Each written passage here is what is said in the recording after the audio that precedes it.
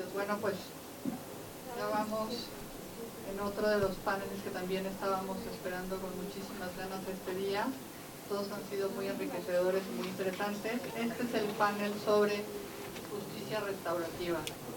Y me alegra muchísimo porque aquí están tres colegas con los que tengo ya varios años de conocerles y de conocer y valorar muchísimo el trabajo que hacen. Bueno, está también otra colega que no conozco, pero que conozco. Está con nosotros la maestra Violeta Maltos, ella es directora general del Instituto Internacional de Justicia Restaurativa y Derecho, y de Yuri, que es la institución que ha coordinado y organizado este panel y el próximo, por lo cual estamos muy agradecidas. Les agradecemos mucho que hayan confiado una vez más en nosotros en este congreso y que participen. Y bueno, le voy a dar yo a ella la palabra para que ella presente a los demás colegas que están en la mesa y que manejen la mesa. Gracias, bienvenidos. Muchas gracias. Hola, buenas tardes. Gracias por venir a escucharnos. En realidad, le voy a pasar la palabra a la doctora Alejandra Betanzo, que ella es quien modera la mesa, para que... Muchas gracias. Bueno, pues buenas tardes a todas y todos. Estoy muy feliz de estar en esta mesa porque es un tema que llevo en el corazón y que hemos logrado pues ir avanzando en distintos ámbitos. Uno de ellos el universitario. Y bueno, cada vez estoy más convencida de la necesidad de encontrar soluciones no violentas a fenómenos de violencia. Entonces, sin más, empiezo por compartir con ustedes el objetivo de la mesa es explicar qué es la justicia restaurativa, algunas maneras en que se aplica y cómo puede utilizarse en la atención a casos de violencia de género. Y pues la idea es que nuestras ponentes tengan 20 minutos cada una y cada uno, y después pasemos a hacerlo más tipo conversatorio, en donde a partir de preguntas podamos ir intercambiando entre ellas y también al final tendremos oportunidad de recibir algunas preguntas del público para quienes pues se animen como a preguntar alguna cosa o a hacer algún comentario y el ponente. Entonces, bueno, pues quisiera presentar primero entonces a Violeta Maltos, que pues ya más o menos sabemos que es la directora de IDEJURE. Demasiados papeles.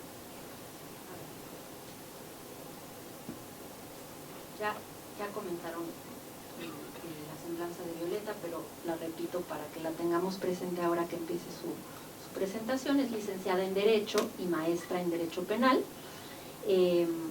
por la Universidad Autónoma de Chihuahua, profesora en licenciatura y posgrados desde 2007. Ha desarrollado proyectos, diseñado programas educativos en diferentes niveles, asesorado en leyes nacionales, colaborado en la implementación de la reforma al sistema de justicia penal y de adolescentes, e impartido capacitación en mecanismos alternativos y justicia restaurativa en los ámbitos penal, de adolescentes, escolar, comunitario y penitenciario en México y en otros países de América Latina. Es facilitadora voluntaria en mediación desde 2006 y en procesos restaurativos desde 2008. Actualmente es directora general del Instituto Internacional de Justicia Restaurativa y Derecho, consultora de USAID y la Unión Europea y delegada de la Sociedad Científica de Justicia Restaurativa en la Ciudad de México. Yo me encargaré de avisarte cuando se te esté acabando el tiempo. Muchas gracias, Ale. Te toca sufrirme, luego las cosas pasan. No tengo capacidad de síntesis. Pues, muy buenas tardes. A mí me toca, estoy muy contenta de estar aquí con mis compañeros, con Katia, Héctor, Ale, con Elvia, que ya están con Gloria, que hecho su vida miserable. Gracias por recibirnos y pues, estar en un evento más, un proyecto más juntos, me emociona muchísimo. Pues a mí me toca hablar de las bases de lo que es justicia restaurativa, no pasar todavía a lo de género porque 15 minutos, de hecho no sé si voy a alcanzar a medio esbozar lo que es justicia restaurativa, pero sí unas breves bases para que no... normalmente cuando se escucha este tema, lo primero que viene a la mente de las personas es conciliación o mediación, ¿no? Que está muy alejado de ello. Bueno, no sé si tienen la... El concepto, el concepto es poco romántico, pero si ustedes continúan leyendo el manual de programas de justicia restaurativa de la ONU de 2006, que lo pueden bajar en internet, encuentran algo muy interesante en cuanto al concepto de justicia restaurativa. No habla, como muchos otros conceptos, de reuniones, víctima, ofensor, comunidad, con el objetivo de llegar a un acuerdo que satisfaga necesidades. Si ustedes se fijan acá, habla de una respuesta al delito, ¿no? Esto solamente para la materia penal, sabemos que se aplica en todos los ámbitos de nuestras vidas. Yo me voy a referir solo a penal porque está construido acá. Es una respuesta al delito. Esta respuesta puede ser encuentros entre las personas o no encuentros entre las personas. ¿Qué implica esta respuesta?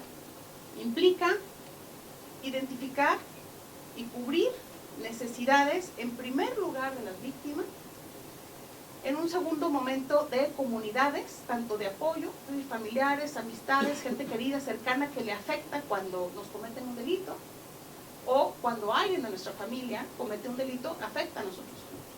Y finalmente de la persona ofensora.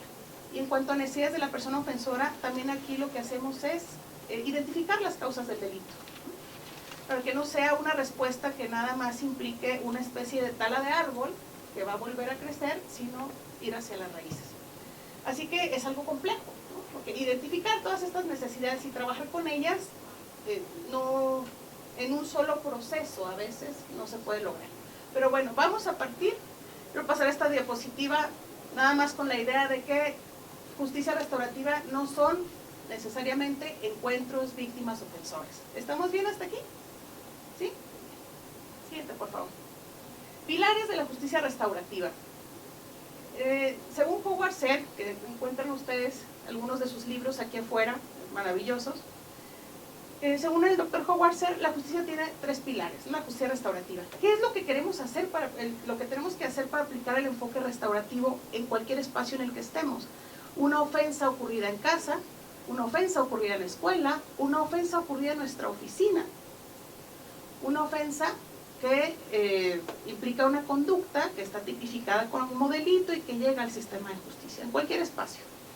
Primero, centrarnos no en quién es la persona ofensora y qué castigo merece, sino en qué daños ha generado esta ofensa. Primero, cuáles son las afectaciones y quiénes son las personas afectadas. Y qué necesidades surgen de estas afectaciones. Tenemos que hacer todo un ejercicio de identificar. Y para ello, entre menos adivinemos, mejor. Porque, ay, de seguro la víctima quiere venganza. No, no sé. A lo mejor yo querría en su lugar. Pero tengo que preguntárselo. Y tiene que tener un espacio seguro, tranquilo, empático, libre de juicios, en donde pueda expresarlo, para que podamos identificar. Cada quien tiene necesidades diferentes. Si nosotros, bueno, toquen madera para que mi ejemplo no nos alcance. Si nosotros saliésemos de aquí y de pronto llega alguien armado, nos apunta y nos roba a un grupo de nosotros, ¿nos afecta a ese grupo?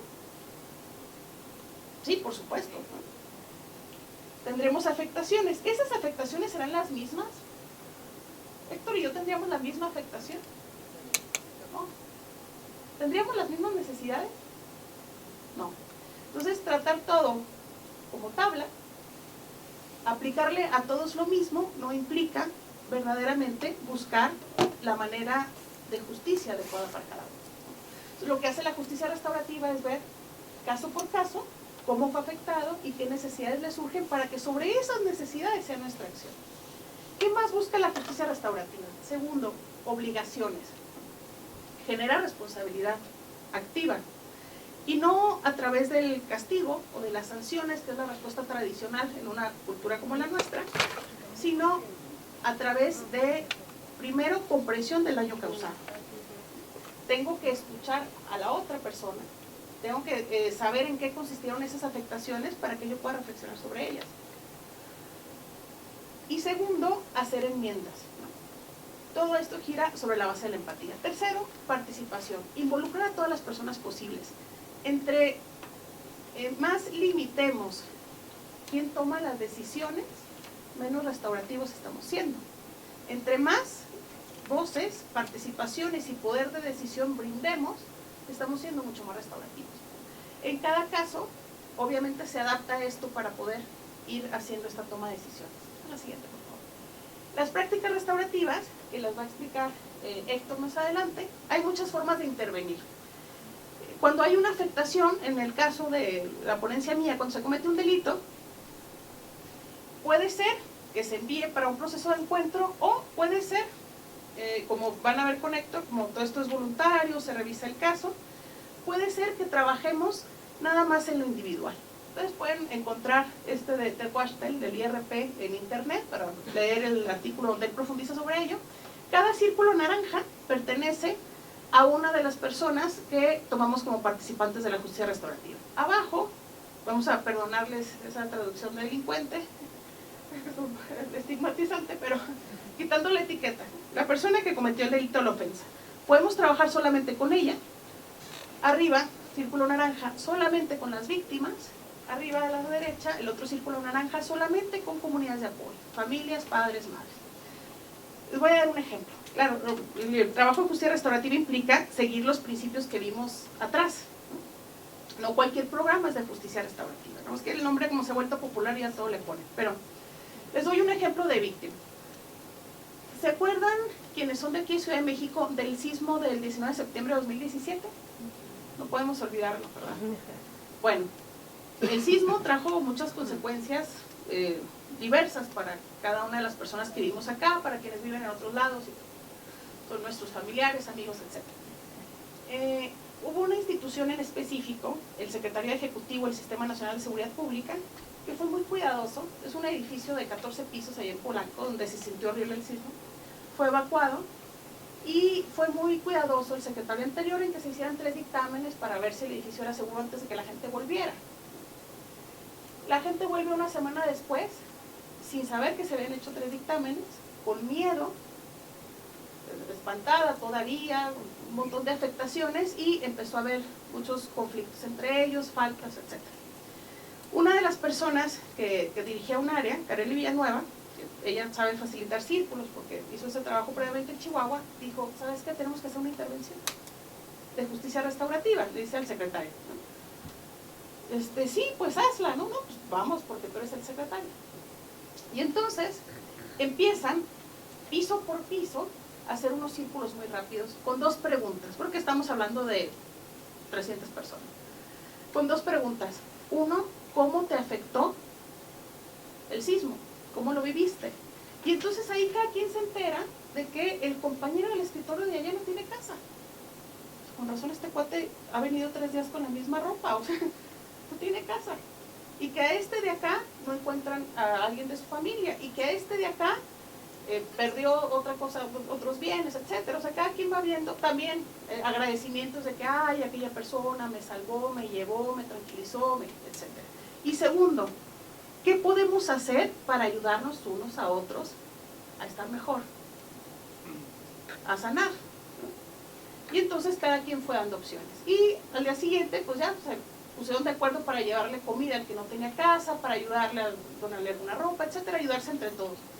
Si hablamos de encuentros, ¿podríamos hacer un encuentro de los que pensamos como proceso restaurativo en este caso? Pues no, ¿verdad? No hay ofensor. ¿Se fijan? No vamos a poder sentar a la madre naturaleza, a ver, madre naturaleza, pídenos una disculpa por decir, pues no. Pero hay que atender a esas personas porque hay afectaciones. Entonces, los procesos restaurativos se pueden trabajar con una sola de las personas. Ofensores, Héctor no sé si va a profundizar en ello, pero él y yo diseñamos un programa para personas que están sentenciadas en prisión, adultos, Y para adolescentes, que actualmente llevamos en la segunda generación, estos jóvenes están allí en sus centros de internamiento por delitos muy lesivos y no han pensado jamás en las víctimas, ni reflexionado sobre su conducta, porque ir a encerrar a una persona no implica que haga una reflexión, ni que entienda qué daño causa. Entonces, durante 4 meses, una vez por semana, trabajamos facilitadores con ellos en analizar su parte de víctima, qué traumas han sufrido y están reactuando porque no los han sanado, reactuando hacia adentro y hacia afuera. ¿Quiénes son, en su caso, las personas afectadas? ¿Cómo pudo haberles afectado? ¿Y cómo pueden hacer una reparación simbólica? Porque obviamente no va a ir uno de ellos al salir a tocar a la puerta de la casa de la persona que secuestró, ¿verdad? Para decirle, ay, hola, mira, vengo a repararle el daño. No, a menos que la persona lo pidiera. Entonces, lo que nosotros hacemos es decir, ¿cómo puedes hacer una reparación hacia la comunidad que ayude a que tú tomes responsabilidad sobre ese acto? Y entonces cada quien hace cosas diferentes. Uno se está formando facilitador para apoyar a sus compañeros. Otro está haciendo, que es buenísimo para hacer pulseritas y manualidades, está haciéndoselo a niños que están en albergues y está pidiendo permiso pues, para que lo dejen ir a entregarlos, pero por lo pronto se los está haciendo para mandarlos.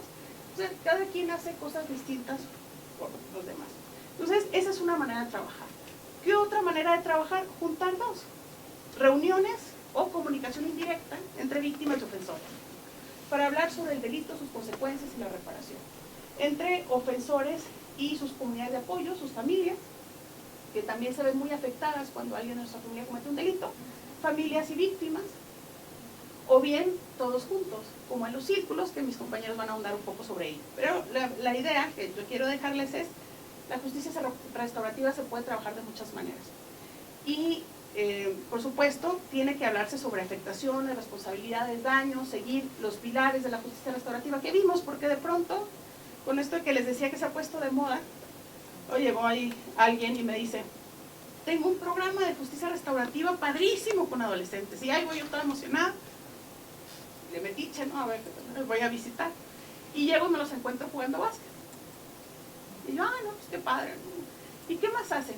Pues eso, juegan el básquet. Digo, sí, pero además de jugar al básquet, porque hay complementos, ¿no? Nuestro programa con adolescentes tiene, ellos hacen box aparte y con adultos hacen yoga, con Fusion Yoga Project. Pero, ¿qué más hacen aparte de jugar básquet los de tu programa?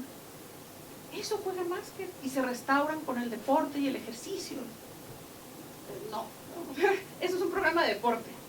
Los programas de justicia restaurativa llevan a reflexiones sobre el daño causado y sobre responsabilidades y una serie de cosas. Bien, pues a la siguiente, por favor.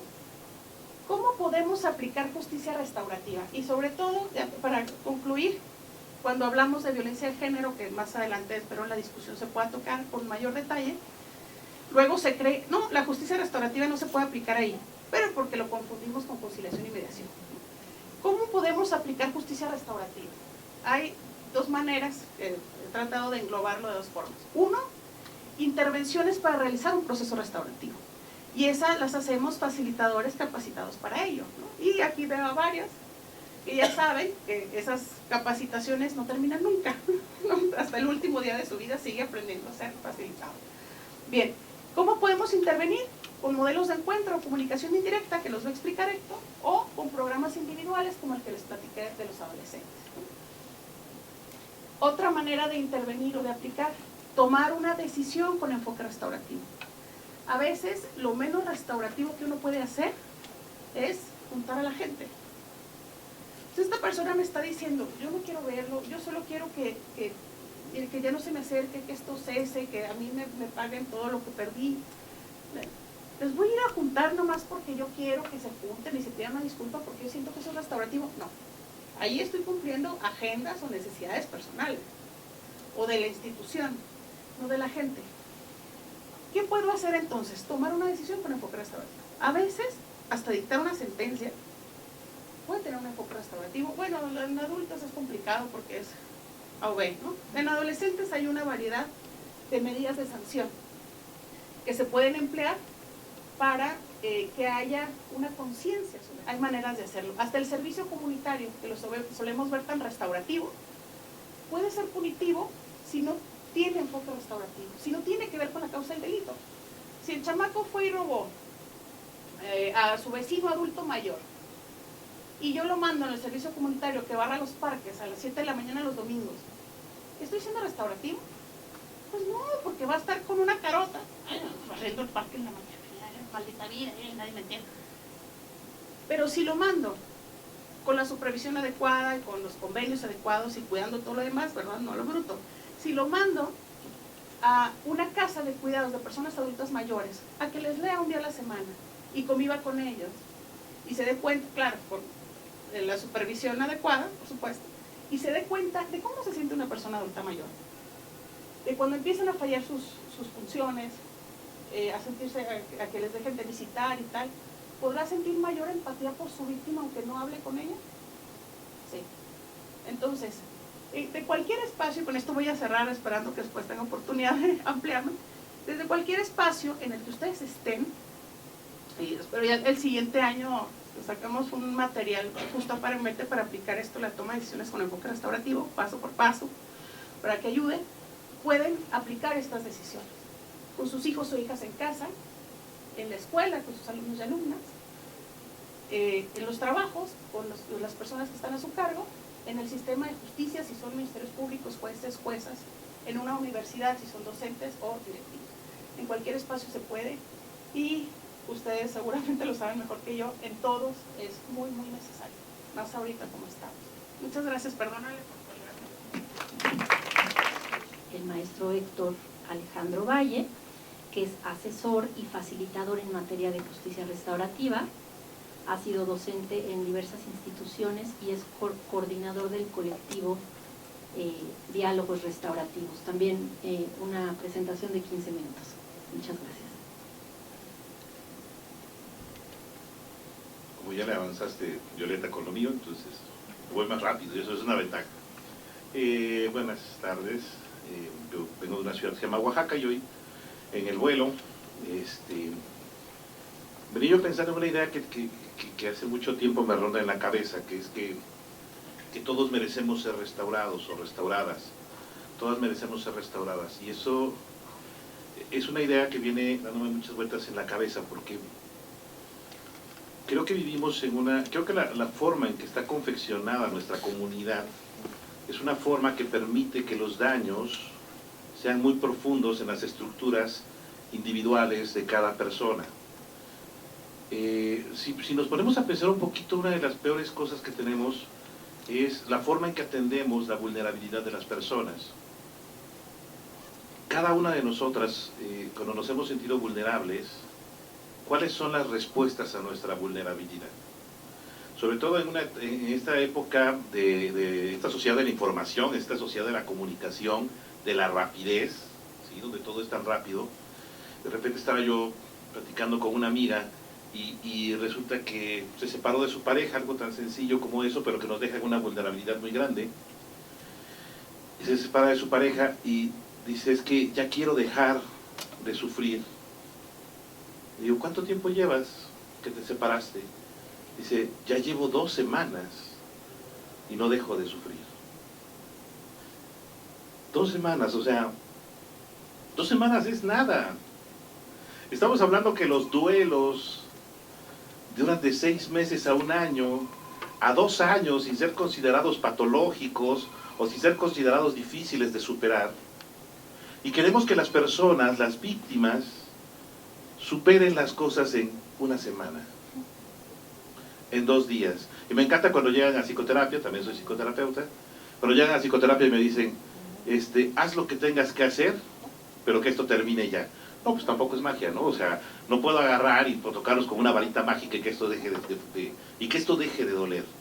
Pero todas las personas que hemos sentido en algún momento dado dolor, o que en un momento dado hemos estado vulnerables, merecemos tener la oportunidad de ser restaurados y restauradas. ¿Para qué? Para que lentamente, y en eso quiero ser muy puntual, lentamente, con mucho cuidado, empecemos a observarnos nuevamente, a rellenar nuestras heridas, nuestras grietas con lo que necesitemos, a volver a estar con nosotras a volver a contemplarnos en esas dimensiones en las que estamos y sentir que nos vamos reparando lentamente. Repararnos no es algo sencillo, restaurarnos no es algo sencillo. No es vamos a llegar a un acuerdo de cómo te restauro y ya estuvo, no, o sea, restaurarnos es un proceso donde hay que permitirnos un diálogo, y permitirnos un diálogo es permitirnos confiar uno en el otro, otro en el uno, es permitirnos convivir, encontrarnos, relacionarnos y meternos en un círculo de empatía, en un ciclo de empatía que nos permita a los dos o a las dos crecer. Por eso la idea de que todos merecemos en un momento dado ser restauradas, me parece que es una idea que me sigue dando muchas vueltas, porque entonces lo que decía Violeta me parece muy bueno. Podemos tener una idea de restauración mucho más amplia que nada más en determinados momentos, en determinados daños. Podemos tener la idea de cómo podemos introducir la idea de la restauración en muchos más lugares de los que en la actualidad se está concibiendo. Si somos muy reduccionistas nos quedaremos solamente en los procesos de encuentro.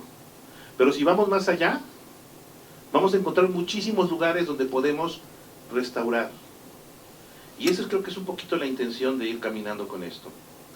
En un principio, la lógica de cuando hay un daño, castigar el daño, produce más daño.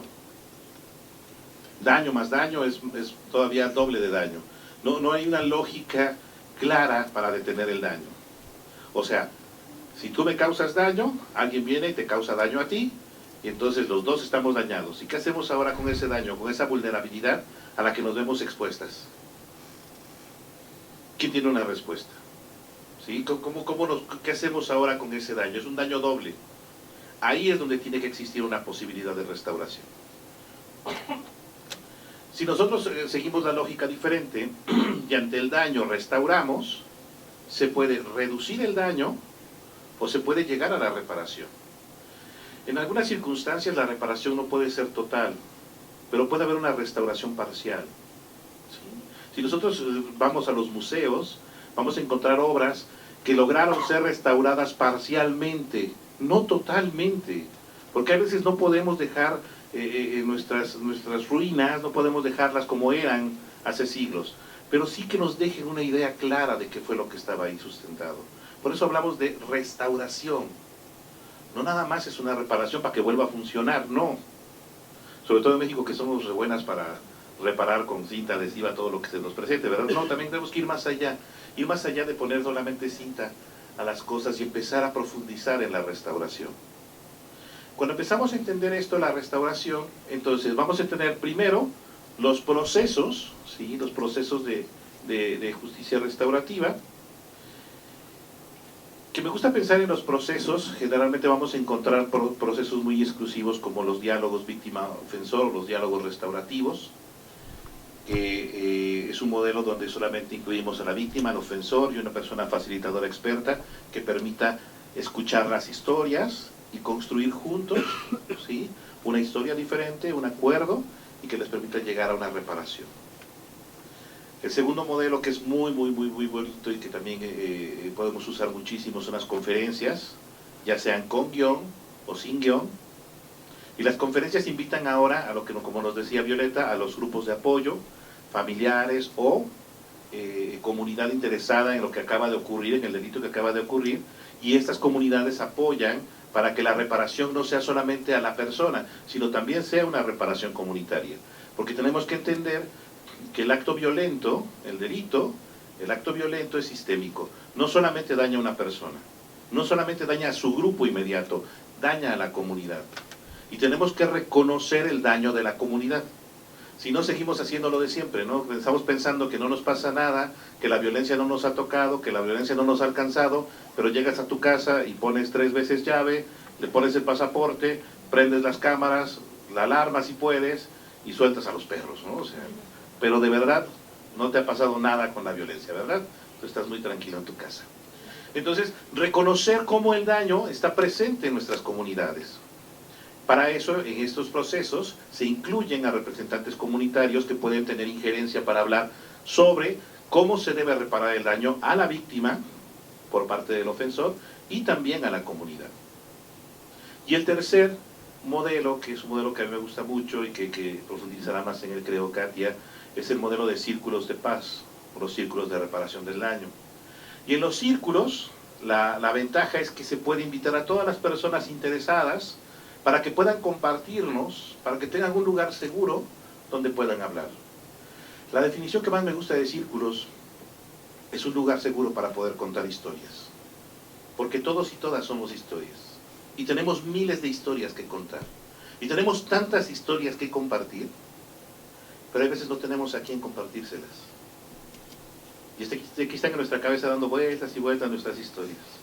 Por eso a veces necesitamos un amigo, una amiga, por eso a veces necesitamos un foro para compartir las historias.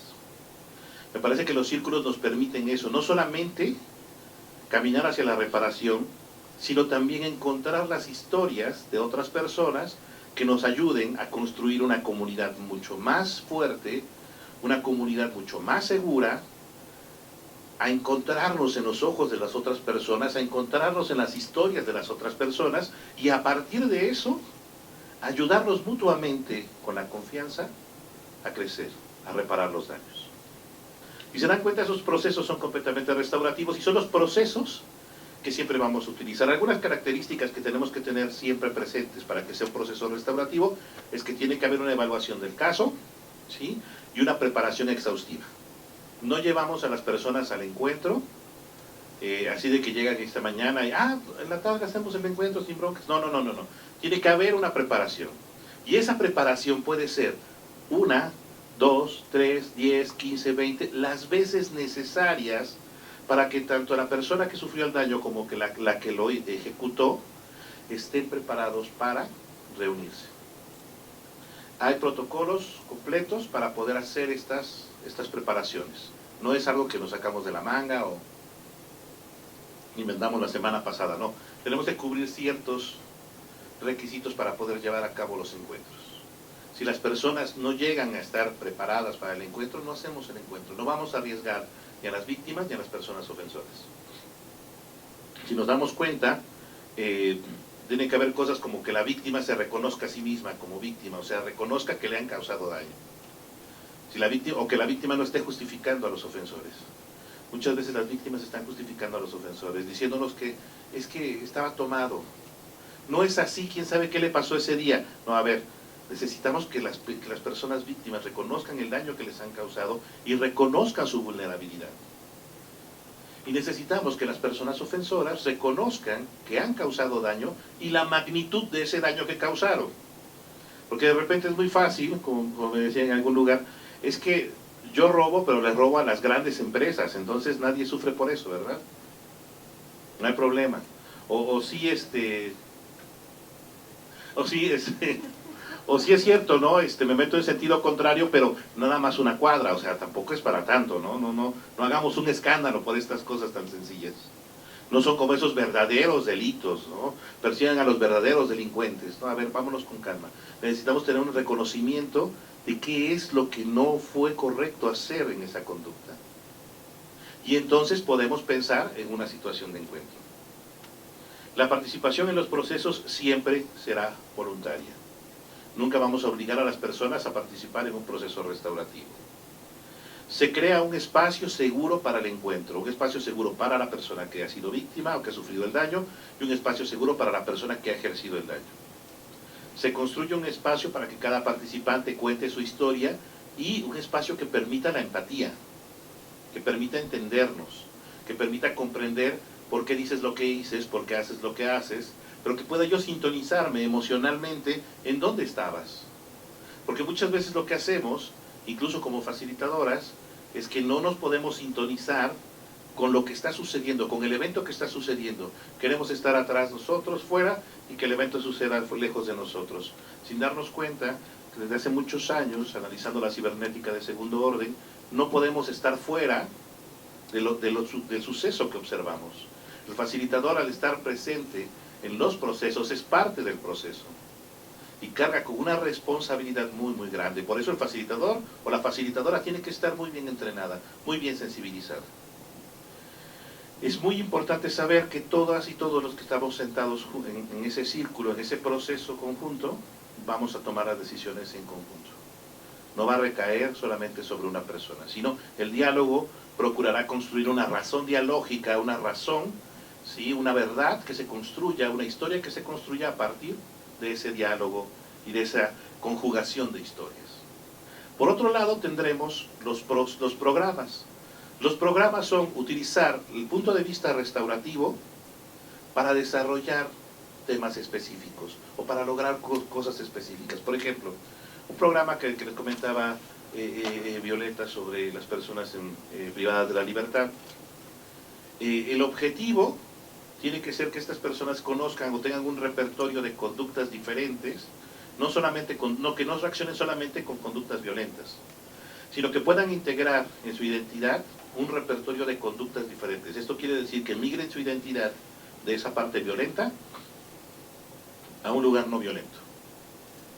Y para eso, el enfoque restaurativo nos permite, a través del concepto de reparación significativa, o sea, de un evento que sea emocionalmente significativo para las personas que están participando en el programa, que les permita integrar nuevas habilidades y nuevas formas de comprender y de accionar. Para eso lo que utilizamos es las emociones como el pegamento de las historias principales, ¿sí? Y entonces los programas que se hacen con personas privadas de la libertad utilizan la idea restaurativa y utilizan, ¿para qué? Para lograr que las personas renuncien de una u otra forma a esos actos violentos. Si nosotros seguimos analizando algunos otros programas, yo por ejemplo he llevado un programa con sobrevivientes de cáncer en Oaxaca, y ha sido muy interesante. No hay un ofensor tal cual, pero son mujeres que han sobrevivido al cáncer y que de repente no tienen con quién compartir sus ideas, porque llegan a contarle a sus hijos o a sus nietos o a su pareja: oye, ¿qué crees? Que todavía me sigo preocupando por mi cáncer. Y lo que les dicen es: échale ganas, tú tranquila, ya pasó, fíjate, enfócate en el futuro, ¿no? Eso es padrísimo, me encanta, enfócate en el futuro. Sí, en el futuro hay más cáncer, ¿qué voy a hacer? Cuando empezamos a crear el programa y ellas empezaron a platicar entre ellas qué era tener ese cáncer, que era ahora ya no tener el seno, que era ahora que ya no tenían la matriz, empezó a ser muy interesante escuchar sus historias. Y empezó a ser muy interesante cómo entre ellas fueron creando rituales, ceremonias alejadas del plano religioso, sino en el plano meramente de forma ceremoniosa, para cuidarse a ellas mismas. Hicieron un proceso que me dejó a mí asombrado, donde ellas decidieron despedirse de sus matrices, sus ovarios o sus senos, y los hicieron con plastilina y los pusieron en el centro del círculo, y los tomamos todas de la mano para despedirnos de ellos, para darles las gracias por haber cumplido su función y que tenían que irse ya, que las íbamos a extrañar siempre, pero que era hora de irse y que íbamos a seguir adelante sin ellos.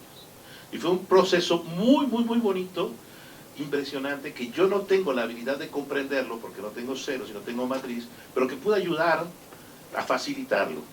Ahora se queda una compañera ya entrenada en el proceso, que es sobreviviente de cáncer y que aparte es psicóloga oncológica, para que intentar llevar y repetir este proceso. Entonces son programas que tienen el punto de vista, la mirada restaurativa, pero que no están enfocados directamente en una sola cosa. Por ejemplo, si trabajamos con comunidades, ya estoy terminando, si me paso el minuto, me haces ya pasé. Ok. Con las comunidades podemos hacer exactamente lo mismo, trabajar con un enfoque restaurativo, con una mirada restaurativa. ¿Cuáles son los lugares donde podemos restaurar? Porque todos y todas merecemos ser restaurados y restauradas, porque todos hemos sido y estamos viviendo en una sociedad que nos violenta constantemente, que nos violenta desde las redes sociales, desde las noticias falsas, que nos violenta con todo lo que vamos viviendo todos los días. Entonces merecemos tener espacios para que lentamente seamos restauradas. Gracias.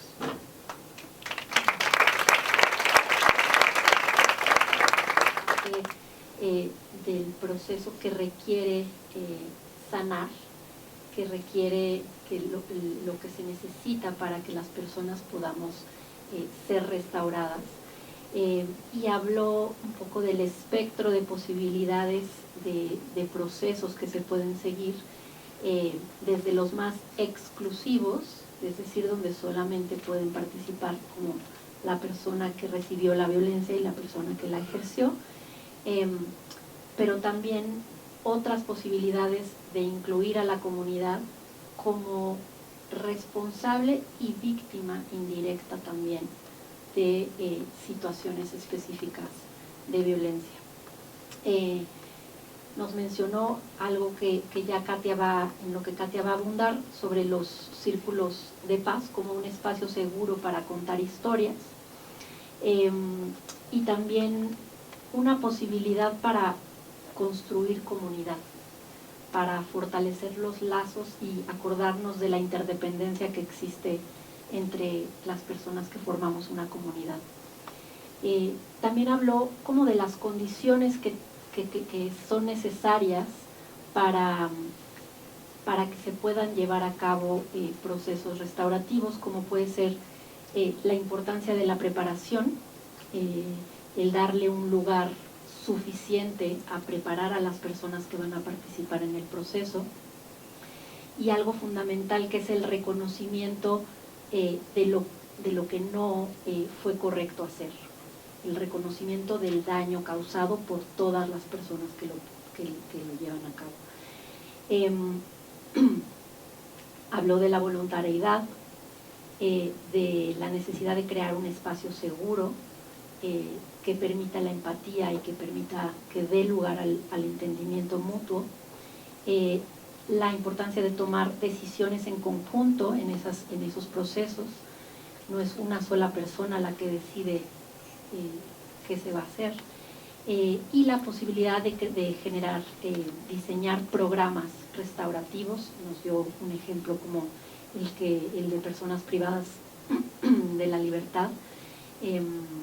Entonces, bueno, ahora vamos, Katia nos va a compartir, es Katia Ornelas, nos va a hablar de los tipos de círculos y casos en que pueden aplicarse. Katia es especialista en justicia restaurativa y el enfoque biopsicosocial, y es maestra en transformación de conflictos y construcción de paz por el Centro de Justicia y Paz de Eastern Mennonite University. Ella diseña, capacita y facilita procesos de diálogo, resolución de conflictos, atención a violencia de género y sanación en escuelas, comunidades, centros de trabajo y en organizaciones de derechos humanos. Muchas gracias, Katia. Un honor estar aquí con mis colegas y con todos y todas ustedes. Gracias al programa, a Elvia, a Gloria por la iniciativa, porque necesitamos seguir encontrando nuevas alternativas, nuevos caminos que nos lleven a poder atender de una mejor manera, pero también prevenir y llegar a erradicar la violencia de género, la violencia machista que tanto nos aqueja. Entonces, hice un cambio a mi presentación. En lugar de hablarles sobre los círculos de paz, les voy a hablar sobre el aporte, justamente el aporte de la justicia restaurativa en la prevención y en la atención de la violencia de género. Más bien, ese va a ser como el aporte, mi contribución a esta mesa sobre justicia restaurativa. Y entonces, en esta charla voy a explorar el potencial de la justicia restaurativa, que ya Violeta y Héctor han hablado, y como dice Héctor, ya adelantaron mucho del camino del que yo pensaba recorrer, así que gracias. Y como un paradigma, la justicia restaurativa y un conjunto de prácticas y modelos que ponen al centro las necesidades de las víctimas, que detonan procesos de rendición de cuenta de parte de quienes causan daños y afectaciones, y que permiten el involucramiento de las comunidades en, digamos, la resolución de conflictos y en situaciones de violencia. De esta manera, la justicia restaurativa responde, atiende y previene ciertas manifestaciones de violencia de género que afectan a mujeres, niñas y a personas de la comunidad LGTBIQ, que si bien no constituyen delitos, generan grandes afectaciones y constantes afectaciones en la vida e integridad de las personas. Entonces, primero que nada, como les mencionaba, necesitamos encontrar nuevas respuestas. Rita Segato hace un año en este congreso nos dijo, esta es digamos, una referencia literal a lo que ella nos contó en este congreso de Paz con Perspectiva de Género, nos dijo: las leyes, las políticas no están consiguiendo poner límites en contra de la violencia que se ejerce en contra de las mujeres. Las leyes solo abordan los síntomas. El feminicidio es la punta del iceberg. La parte invisible del iceberg, la que está debajo, es la vida cotidiana. Los pequeños crímenes cotidianos. Eso no va a poder llegar a ser un crimen, nos decía Rita Segato. Entonces, ¿qué hacer? Entonces, hasta hace no mucho tiempo, la violencia de género se consideraba parte, digamos, de la vida privada y personal de las personas. Un ámbito en el que no se debía de intervenir, ¿no? Es cosa de ellas y de ellos, ¿no? Es una cosa como más privada. Gracias al trabajo social y académico y de activismo de muchas feministas, activistas, colectivas de mujeres, organizaciones de la sociedad civil, nacionales, internacionales, se ha podido echar luz sobre el carácter público de la violencia de género, ¿no? Es decir, no es una situación privada que no nos deba de importar, al contrario, es una situación de carácter público, de importancia pública. Dando cuenta de la gravedad de sus efectos y de la cantidad de mujeres, niñas, niños y personas de la comunidad LGTBI que afectan, ¿no? Y la urgencia requerida para su atención. Entonces, gracias a esto, pues se ha logrado instalar en la agenda pública la violencia de género como un problema, digamos, gubernamental, público, y brindando evidencia de estas afectaciones, ¿no? Y entonces, como violencia de género, aquí me voy a permitir mostrar, me imagino que muchas ya lo conocen y a lo mejor en este congreso ya se habló. Esta es una figura que elaboró Amnistía Internacional y digamos hay diferentes versiones de esta imagen, pero digamos es una metáfora, ¿no? El iceberg, que nos permite entender situaciones que están menos visibles, es decir, más escondidas, situaciones un poco más visibles y finalmente aquellas que son visibles públicamente, ¿no? Que sí se pueden notar. Entonces, en la parte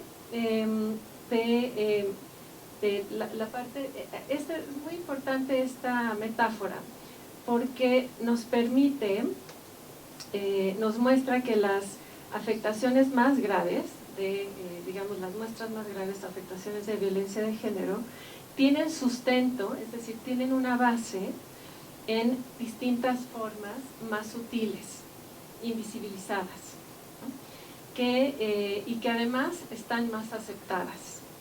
Y lo cual nos habla de una interrelación entre estas formas menos visibles y más aceptadas y aquellas que son más visibles y más rechazadas. Y asimismo nos habla, por otro lado, sobre el carácter incremental de la violencia de género. Es decir, que estas situaciones más cotidianas, más pequeñas, nos llevan y conducen y generan un ambiente que posibilita, da permiso, normaliza que después nos encontremos con otras afectaciones mayores, como lo son el amenazar, la violación, la agresión física, el abuso sexual, hasta llegar al asesinato o feminicidio, ¿no? Entonces, en la base se encuentran todas estas situaciones de la vida cotidiana que todas las mujeres vivimos, o la mayoría, así como personas de la comunidad LGTBI. Allí se encuentran todos los mensajes personales o institucionales que normalizan la situación de la mujer como subordinada, como tales como el humor sexista, incluyendo la publicidad sexista, la invisibilización de la mujer, el lenguaje machista, entre otras cosas. En la parte del medio tenemos todos los comportamientos y agresiones que comienzan a causar más afectaciones. Aquí se ubican los celos, los empujones, el acoso callejero, los silbidos, piropos, comentarios obscenos, el acoso en centros de trabajo y en escuelas, como insinuaciones, favores sexuales para mantener ciertos privilegios, entre otras situaciones. En este nivel ya es posible identificar quiénes son responsables del maltrato. Y finalmente, en la parte superficial, en la parte que sí vemos, están los malos tratos físicos, desde el acoso hasta el abuso, desde los gritos hasta las lesiones, y pues como mencionaba anteriormente, la expresión más violenta, que es el feminicidio, ¿no? Sin embargo, a pesar de que lo más grave es lo más visible, lo que menos se ve, estas manifestaciones en la base no son menores.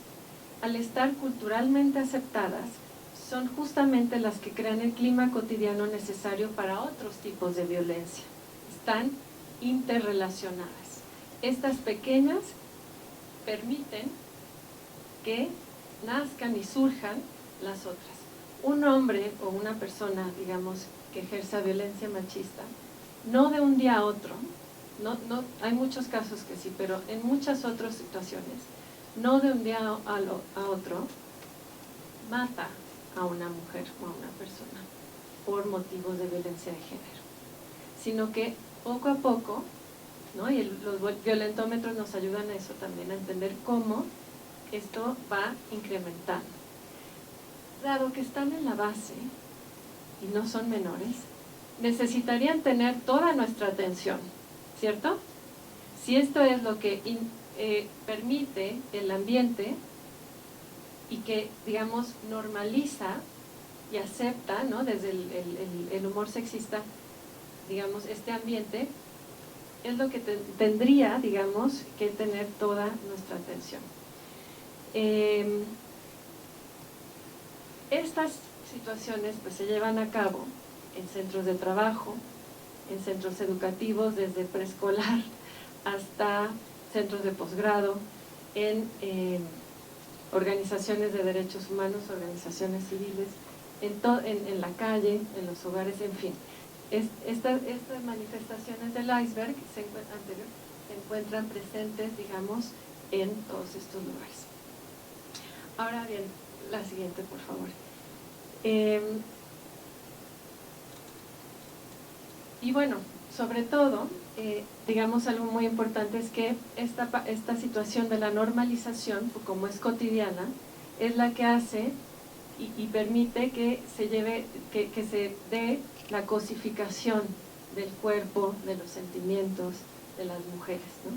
¿Qué tan grave puede ser, ¿no? Si es una cosa, entonces, asesinarla. En el fondo, inconscientemente, esa es la pregunta que está rondando. Entonces, a partir de 2017 aproximadamente, con el movimiento del Me Too, se ha permitido en México el poder denunciar públicamente todos los ámbitos que habían pasado, digamos, inapercibidos, toda esta base, ¿no? La base del iceberg de situaciones de violencia de género. Tenemos, digamos, estos son algunos de los hashtags de los ámbitos en donde se denunció, que el Me Too permitió denunciar. Fue desde el ámbito de escritores, activistas de derechos humanos, en el cine, en el periodismo, en el diseño, en la música, abogadas, abogados, en Twitter, en el teatro, académicos, políticos, la cultura, en el ámbito empresarial. Este es un movimiento que ha permitido el poder denunciar todas estas situaciones de acoso, de violencia de género, que se viven de manera cotidiana y que siguen, pero de una manera más importante, pasado inapercibidas. La normalización de la violencia de género, que no está catalogada como delito, no solo impide que existan consecuencias sociales ante esas manifestaciones y que se mantenga la desigualdad que dicha violencia crea entre los géneros, fortalece también una cultura de impunidad y permisibilidad de ejercer violencia. Se han hecho muchos esfuerzos por incorporar este tipo, a partir sobre todo del Me Too, se han hecho muchos esfuerzos para incorporar estas conductas en códigos, en normatividad y en protocolos de carácter administrativo y laboral para poder denunciar, digamos, estas situaciones. Sin embargo, muchos de estos enfoques de protocolos de atención a la violencia de género siguen teniendo un enfoque o están basados en el paradigma punitivo, el cual se enfoca sobre todo en el castigo, en qué leyes se han, digamos, violado, cuál es el castigo que merece la persona y dejando a un lado quién ha sido afectado, cuáles son sus necesidades y sobre todo también dejando fuera a la comunidad y evadiendo, digamos, la toma de responsabilidad de quienes han sido, digamos, responsables de llevar a cabo esos actos de violencia. Entonces, hay muchas problemáticas, la que sigue por favor. Estas son algunas de las problemáticas de por qué es inefectivo este enfoque punitivo para la violencia de género. Funciona de manera reactiva, se enfoca en el cumplimiento o no cumplimiento de las normas, la resolución no es resultado de un proceso participativo, sino que ya está dado por hecho, no favorece la toma de conciencia y de responsabilidad, la voz y necesidades de las personas afectadas no están incorporadas e incluso ni siquiera satisface a quienes ofenden, porque dicen cómo recibo este castigo cuando es una conducta que socialmente es aceptada. La que sigue, por favor. Entonces, la justicia restaurativa aparece como una respuesta, un nuevo camino para responder a la justicia restaurativa, a la violencia de género. Ya mis compañeros y compañeras ya han dicho algunas de los pilares y de qué trata la justicia restaurativa, la que sigue por favor. Y el aporte, digamos, de la justicia restaurativa en toda esta parte de las conductas de violencia de género que no están tipificadas como delitos, son las siguientes. Puede generar procesos de desnormalización. Todo esto que hoy en día se da por hecho de que es normal, ¿no? El humor sexista, los silbidos, las digamos, miradas lascivas, las insinuaciones, etc. Llegar a desnormalizar esta violencia cotidiana, que es la que sustenta las profundas desigualdades entre los géneros. Dar una respuesta pronta y eficaz a las víctimas y a sus necesidades y brindarles voz, que ellas, como decía Violeta, preguntarles qué es lo que necesitan en cada situación, porque podemos necesitar cosas diferentes. Que las personas agresoras rindan cuentas y que se genere un proceso de toma de conciencia sobre los impactos de sus acciones, promover e incorporar a la comunidad como corresponsable, tanto de la sanación de las personas que son víctimas o han sido afectadas, como también de reintegrar y prevenir que las personas que han ofendido vuelvan a hacerlo y así detonar procesos de prevención de violencia de género. Ay Dios, se cayó. Entonces, estos son la conclusión es que la justicia restaurativa puede ser una respuesta para lograr, digamos, este cambio que necesitamos para empezar, por un lado, a desnormalizar toda la violencia cotidiana de género. 2, para poder poner en el centro a las víctimas y sus necesidades. 3, a los agresores que puedan rendir cuentas y iniciar un proceso de conciencia. Y finalmente también espacios de diálogo comunitarios que logren, digamos, el cambio cultural que se requiere. Y pues obviamente esto va a ser un trabajo de largo aliento. Se dice en la construcción de paz, transformación de conflictos, Lederach dice, ¿no? Si una situación estamos viendo y con el enfoque punitivo, vamos a seguir fracasando. Muchísimas gracias.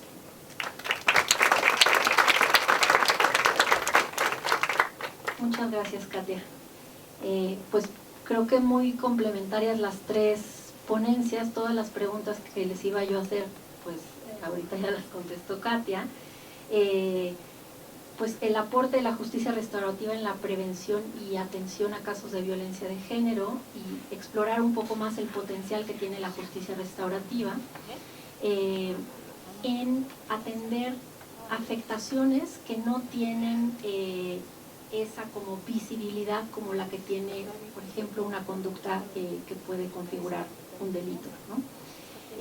Habla Katia mucho, rescato de la atención que pone en las formas sutiles que están en la base del iceberg, que han sido normalizadas, que se han vuelto como parte de la cotidianidad, que no nos parecen extrañas, pero que finalmente son el sustento para las violencias que van siendo cada vez de mayor magnitud y mucho más visibles.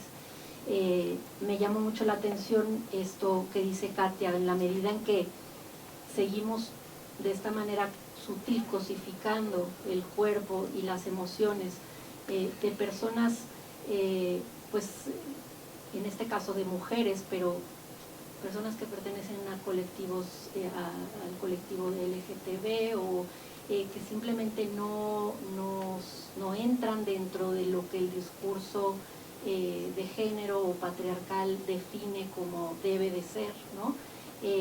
Finalmente las cosificamos, y al cosificar a las personas, pues podemos hacer lo que queramos con ellas, ¿no?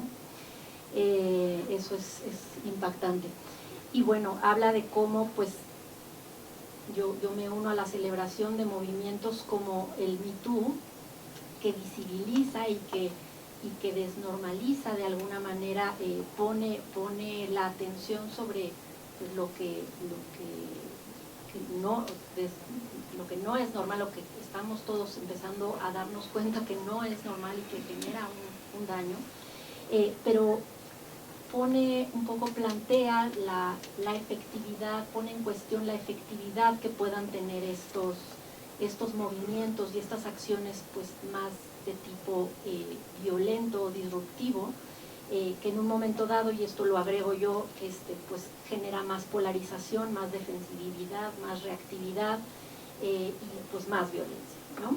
Entonces, bueno, de alguna manera, como la propuesta es cómo desde distintas perspectivas y de la flexibilidad y amplitud que ofrece la justicia restaurativa para poder alcanzar estos ámbitos en donde se da la violencia y especialmente esta parte de la base del iceberg que se fuera desmoronando, como todos deseamos, bueno, no sé si todos, pero muchos o muchas deseamos que se vaya desmoronando el patriarcado, ¿no? Entonces, bueno, en realidad esta sesión termina a las 2:30, ¿verdad? Sí, pero si quieren... Exacto, como empezamos un poquito tarde, esa era mi pregunta. ¿Cuánto tiempo podemos pasarnos de las 2:30? Podemos hacerlo hasta 2:50. ¿Ah, sí? ¿Ustedes están bien con esta hora? ¿Tú? ¿Sí? Buenísimo, pues está.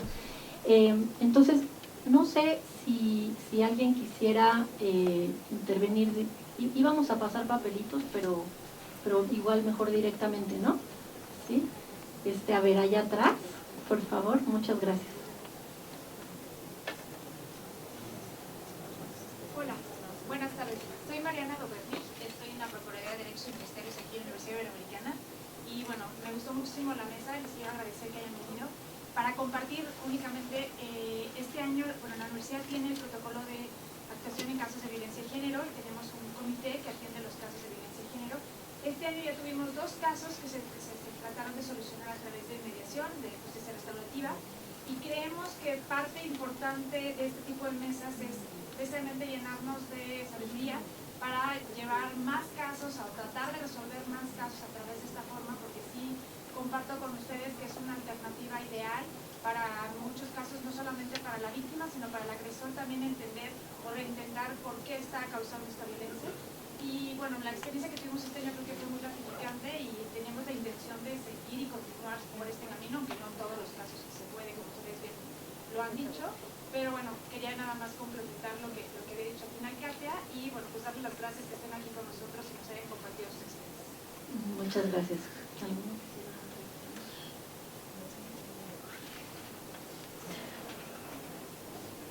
Sí.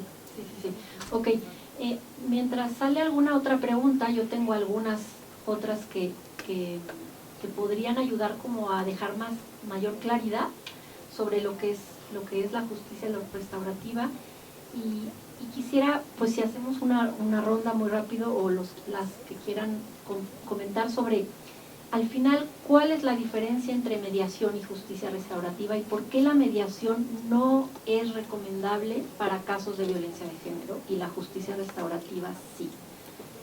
¿Quieren empezar?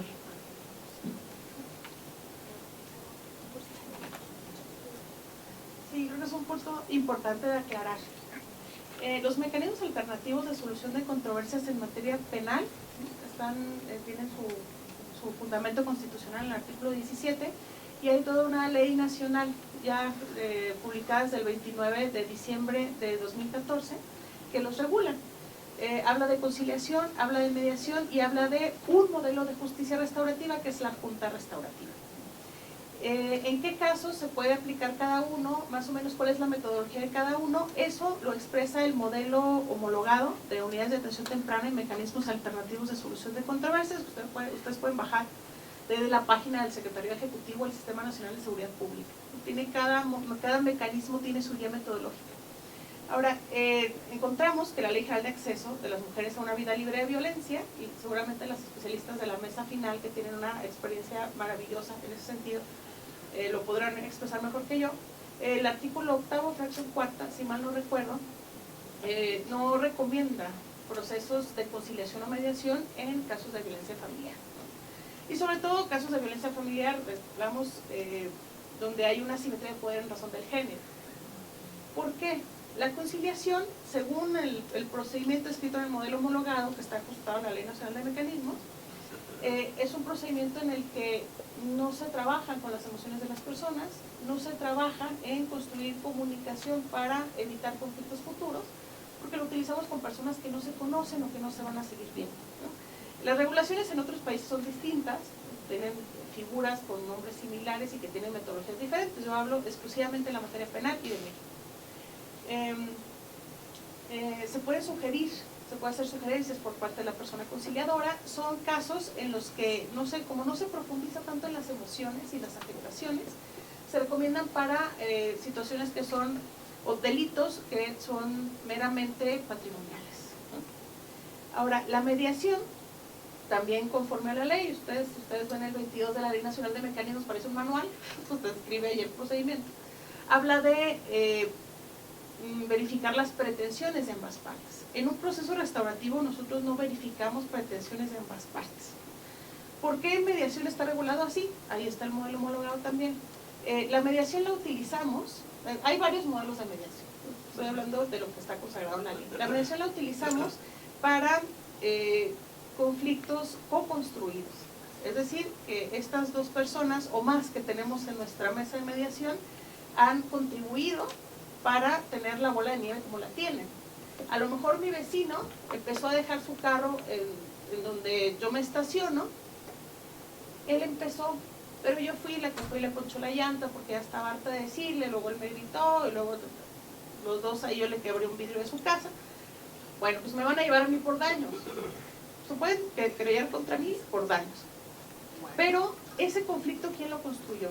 ¿Yo sola? Lo construimos los dos. Entonces, para poder solucionarlo, nos ponen en una mesa de mediación, que es una mesa pareja, donde se trabajan emociones, donde se trabaja en, no que salgamos de la mano a ser los mejores vecinos del mundo, cada quien se trabaja en una manera de comunicación que les funcione en ambas partes para que no haya un conflicto penal futuro, ¿no? Penal ni de otro tipo de preferencia. Entonces, la mediación trabaja así, con construcción del conflicto, emociones altas, generalmente, a diferencia de la conciliación, hay una relación previa o se va a seguir viendo la gente y tal. Pero la mesa está pareja. ¿Qué pasa en cualquiera de los modelos de justicia restaurativa? Sobre todo refiriéndome a las leyes mexicanas.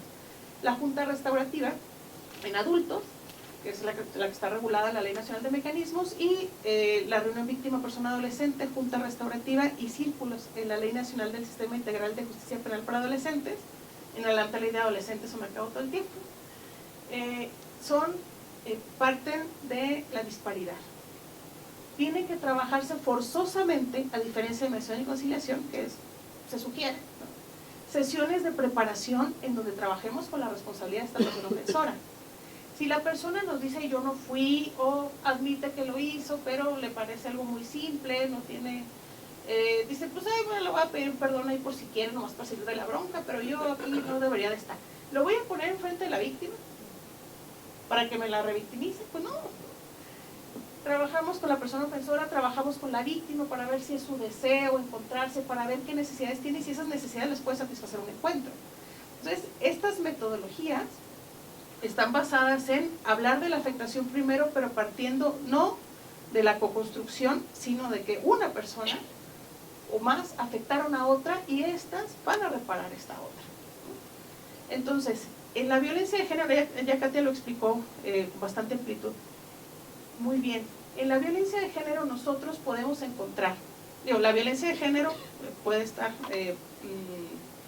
no toda la violencia familiar que regulamos en nuestras leyes tiene unas raíces en violencia de género, por supuesto, ¿no? Habrá algunos que sí podríamos llevar a mediación, dos hermanos que se golpean más o menos igual, bueno, sin meternos muchos ejemplos, pero cuando hay violencia de género, en cualquier caso que lo haya, ¿podemos hablar de coconstrucción?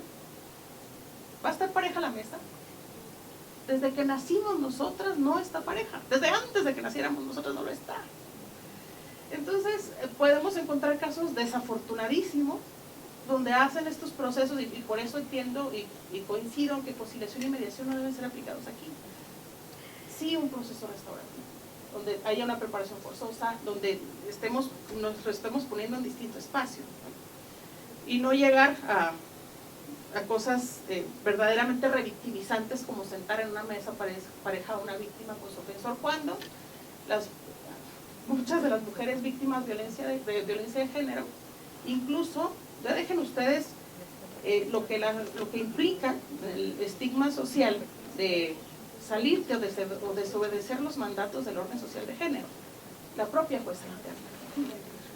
Si ni siquiera nosotros, o sea, estamos conscientes de si hice bien, me agarré una pompa y no me excedí en haberle quebrado la jarra en la cabeza, lo hice bien, no sé qué, y a lo mejor pues nomás te estaba bromeando.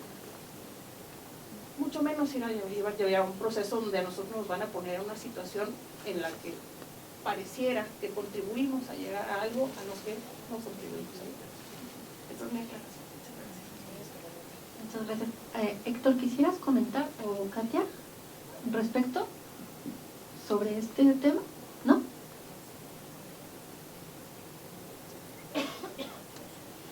Ok.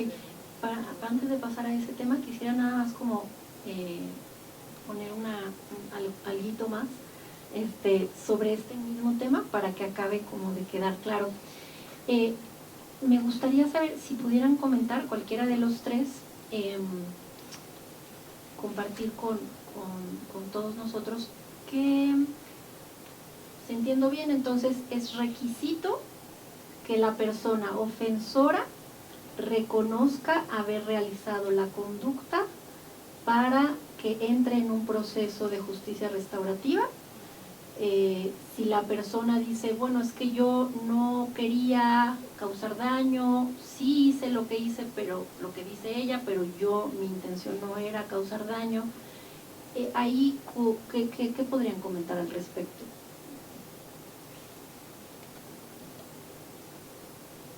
A mí me parece que esto es vivimos en una sociedad tan polarizada que o eres bueno o eres mala, o eres bueno o eres malo, que de repente nadie quiere tomar la responsabilidad por miedo a ser catalogado o catalogada como una persona malvada. Y hay que recordar que a todo lo malo lo deshumanizamos, y cuando deshumanizamos podemos hacerle daño. Por eso los monstruos no son humanos, ¿no? Pero si analizamos bien la historia de los monstruos, los humanos matamos a los monstruos. Drácula lo echamos, el hombre lobo también, la momia. Los únicos que no hemos podido es contra los zombies. Pero realmente cuando deshumanizamos tenemos el derecho como personas buenas de matar a lo malo, ¿sí? Entonces desde esa perspectiva es muy poco probable que alguien agarre y diga no, yo sí fui, lo acepto, me hago responsable, sino todos queremos encontrar ese momento maravilloso de justificar el por qué hicimos lo que hicimos. Pero tenemos que entender que esto es una narrativa, esta es una narración, es algo que estamos contando, es cómo acomodamos la historia que vivimos. No es una verdad única y plausible, o sea, no existe una verdad única de que esto pasó de esta manera y ya, no hay una sola historia más. Si nos pegamos un poco desde las narrativas, cuando una persona nos dice que, en el mejor de los casos nos pudiera decir, sí lo hice, pero no fue sin querer, no tenía la intención de causar daño, porque ya cuando dicen esto ya estamos de ganancia. Pero hay veces que la gente te dice no, o hay veces que te dice sí lo hice y lo volvería a hacer, y si la vuelvo a ver, lo vuelvo a hacer. ¿Por qué? Porque tenemos cientos de historias y de razones culturales para justificar nuestros actos violentos.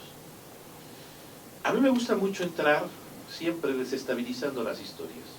Creo que un concepto tan bonito como el de construcción, en el sentido puro de Jacques Derrida, que es revisar el discurso, revisar la historia, encontrando sus contraposiciones y viendo en qué lugares esa historia se tambalea, ¿sí?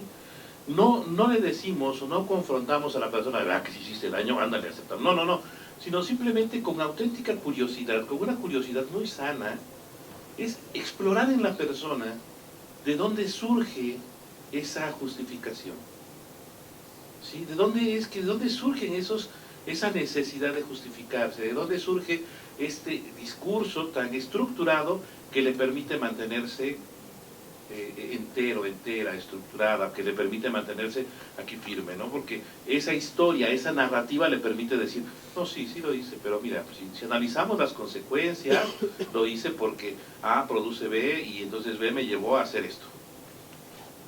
Cuando nosotros ponemos en duda la verdad única que esta persona tiene y empezamos a alumbrar esas otras historias que existen ahí mismo, las personas no van a dudar de lo que están diciendo, sino van a empezar a mirar las cosas de una forma diferente. Y cuando empiezan a mirar de una forma diferente hay posibilidades para sentir cosas diferentes. Y cuando sentimos de forma diferente hay posibilidades de cambiar nuestro propio discurso. Y llegan de repente a momentos como, bueno, o sea, me doy cuenta de esto, ¿no? Sí tienes razón, pero también yo he sufrido. Bueno, háblame de eso. O sea, una verdadera curiosidad, una genuina curiosidad por las historias de estas personas. Y cuando de verdad tenemos una curiosidad por estas personas ofensoras, por cuál es la historia que las ha llevado a hacer lo que hacen, cuando tenemos esa curiosidad de explorar también su propia vulnerabilidad, cuando tenemos esa curiosidad de explorar quiénes son, que son más que el acto que han cometido, es muy probable que encontremos caminos diferentes. Y creo que esa es una de las formas como podemos introducirnos desde esa preparación, desestabilizando, primero focalizando la historia, desestabilizándola y permitiendo alumbrar historias diferentes que nos ayudan a ver las cosas de otra manera. Gracias por aprovechar esta pregunta de una manera tan grandiosa, me encantó la respuesta, fue muy aclaradora. Y bueno, Katia quiere complementar con algo.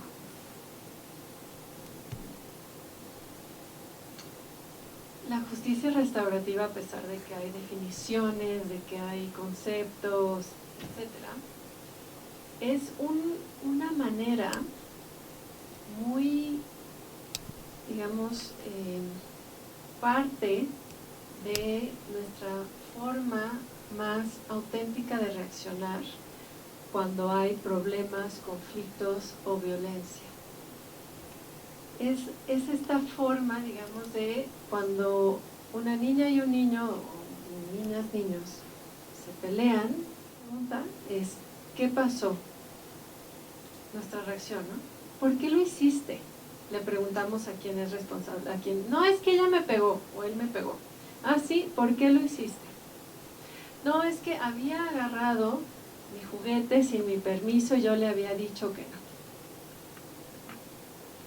Ahí entendemos cuál es la causa debajo de esa reacción que efectivamente pudo generar afectaciones, pero que hubo otras motivaciones. Y después preguntamos, bueno, ¿qué necesitas? ¿Qué vamos a hacer con esta situación? Muchas veces no es solo, oye, pídele perdón o no estuvo bien, sino, bueno, regrésale el juguete y aprendan, ¿no?, a futuro. Aprendan a convivir y a prestarse los juguetes, ¿cierto? ¿A poco no tenemos como esta secuencia un poco orgánica de reaccionar ante los conflictos y la violencia? El sistema de justicia y sobre todo el paradigma punitivo está tan enraizado en nuestras instituciones, no solo de justicia, sino sociales, familiares, disciplinarias, que dejamos esta manera más natural de reaccionar y entonces nos vamos ¿a qué? ¿A quién lo hizo? ¿No? Ya no preguntamos qué pasó, sino ¿quién fue? ¿No? Y seguido de eso, muchas veces al castigo, ¿cierto? Recurrimos en nuestras instituciones sociales y de justicia, la primera respuesta es ¿qué castigo se merece esa persona? La justicia restaurativa nos permite tener este enfoque más natural y como vimos en el caso de estos niños, niñas, se pregunta cuáles son las causas, qué pasó, por qué hiciste esto, un poco relacionando lo que comentaba Héctor.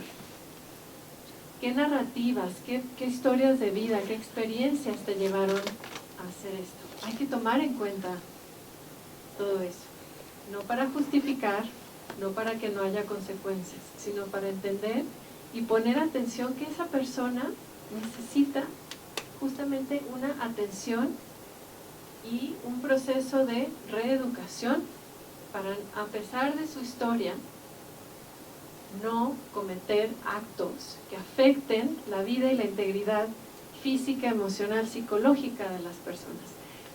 Por eso es la justicia restaurativa es adecuada para tratar, para atender y también para llegar a prevenir la violencia de género, justamente. Y va un poquito más allá la justicia restaurativa. Incorpora a la comunidad, ¿no? En el caso que les mencionaba al principio de estos niños jugando que le pegó porque le quitó el juguete. En la justicia restaurativa decimos, no solo preguntamos qué pasó, quién fue afectado, qué necesita, sino también preguntamos si había alguien más, oye, ¿tú por qué, no? Un hermano o hermana mayor, ¿por qué no interviniste? ¿O qué pudiste haber hecho para cuidar que esta situación no se presentara? Entonces incorporamos a la comunidad. Eso es la justicia restaurativa, eso es, digamos, el paradigma. Claro, hay modelos muy específicos y como decía Violeta y Héctor, hay protocolos y pasos que tenemos que seguir para llevar estos procesos. De hecho, en el campo, digamos, del acoso y del abuso sexual, ¿no? Llevar la justicia restaurativa a estos casos existen, y yo no se los pude compartir por tiempo, pero existen, digamos, algunas indicaciones de cómo prepararnos mejor para llevar a cabo procesos de justicia restaurativa, y me gustaría poder mencionárselos aprovechando el tiempo, para que entendamos que esto no es una cosa improvisada, que requiere mucha preparación y seguimiento. También ahí está la clave de estos procesos. No podemos dejar una situación como que ya aquí se resolvió, en dinámicas y patrones como aquellos digamos, de la violencia machista, que están tan profundamente arraigados en la cultura, que van a invitar a las personas a volver a hacerlo. Entonces necesitamos dar seguimiento. Entonces, algunas de estos apuntes, digamos, sobre o consideraciones para una adecuada incorporación del enfoque restaurativo para atender casos de violencia de género son que el centro de la intervención sea la víctima. y sus necesidades. ¿Quién ha sido afectada? ¿Qué necesita para esa situación? Hay que preguntar, no hay que asumir. 2. La voluntariedad en la participación de todas las personas. No se puede obligar a nadie. Justamente estamos tratando de que se promueva un cambio. Y eso no se puede llevar a cabo obligando a las personas a participar. 3. La existencia de protocolos de seguridad y procedimientos de protección para las personas que han sido victimizadas. Que se converse, que se dialogue sobre quiénes van a participar en el proceso, sobre la locación, sobre cuánto va a durar y la estructura del proceso, de qué va a tratar. Información. Acciones sin tomar o llevar a cabo acciones preventivas que eviten, ¿no?, o prevengan la revictimización. No queremos volver a revictimizar a las personas. 6. La confidencialidad que vaya de la mano con la rendición de cuentas. No podemos seguir, y esto es algo que uno de los argumentos en contra también de estos procesos que se ven como de nuevo privatizando la violencia de género, y no. Hay una confidencialidad siempre y cuando haya avances y se haga el cumplimiento de los acuerdos. Si no, tendrán que irse a otras instancias, no podremos conservar la confidencialidad. Rectificar y atender siempre las asimetrías de poder. Creo que este es un tema muy importante.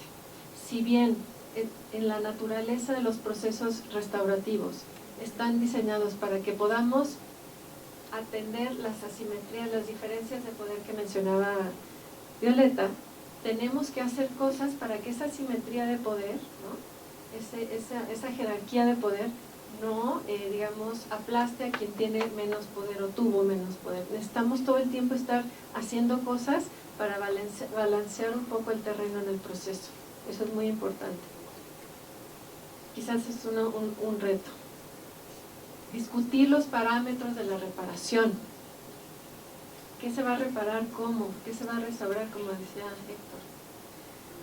¿Cómo? ¿Cuándo? ¿Quién? ¿A qué hora? Etcétera. Que se respete también el debido proceso y que también se lleve a cabo justo el proceso de responsabilidad de las personas ofensoras.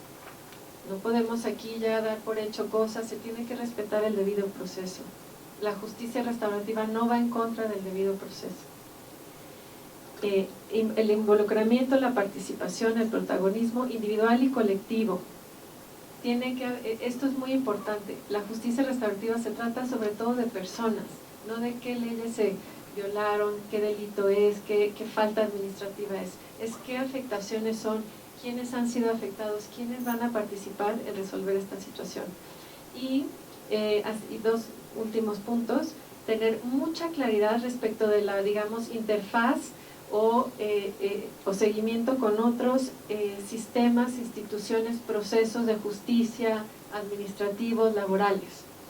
Hay que tener mucha claridad porque la justicia restaurativa puede llevarse a cabo por sí misma o en complemento a otros procesos, institucionales y de justicia ya establecidos.